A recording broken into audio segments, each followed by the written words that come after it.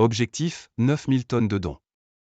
Les Restos du Cœur lancent ce vendredi leur collecte annuelle de denrées alimentaires auprès du grand public, d'une importance capitale pour le bon fonctionnement de l'association, alors que les demandes d'aide ne cessent d'augmenter.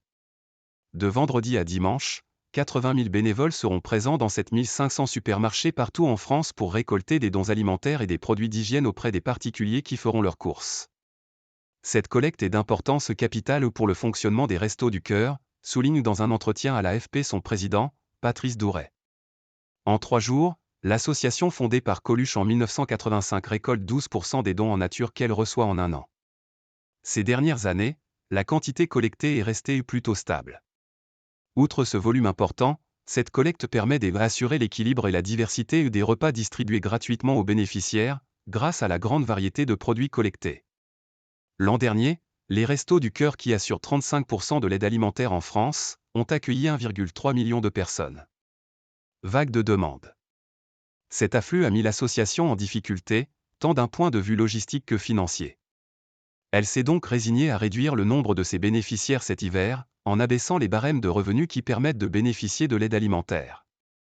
Jusqu'à présent, nous avons dû refuser un peu plus de 110 000 personnes, mais il ne s'agit pas d'un chiffre définitif, nous continuons d'avoir une vague de personnes qui se présentent pour s'inscrire et d'en refuser certaines, indique Patrice Douret.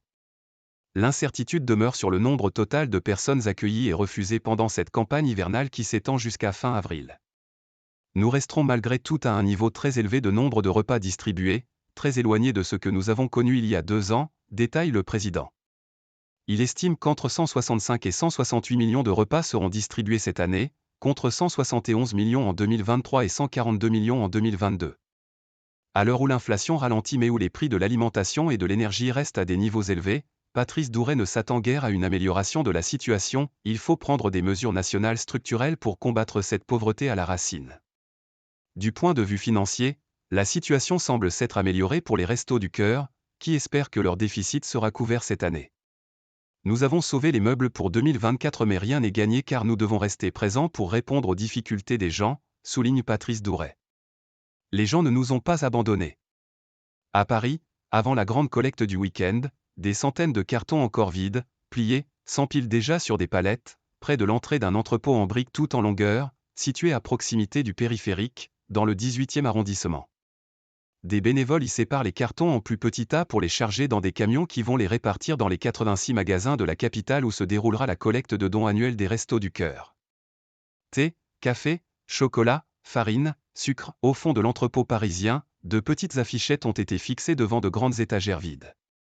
J'ai fait de la place pour les dons que nous allons recevoir de la collecte, explique à l'AFP Françoise Aouzi, la responsable du lieu. Je voudrais qu'il y ait des féculents variés car nous avons besoin de 4 tonnes par semaine pour contribuer à la constitution des 72 000 repas hebdomadaires, ajoute-t-elle.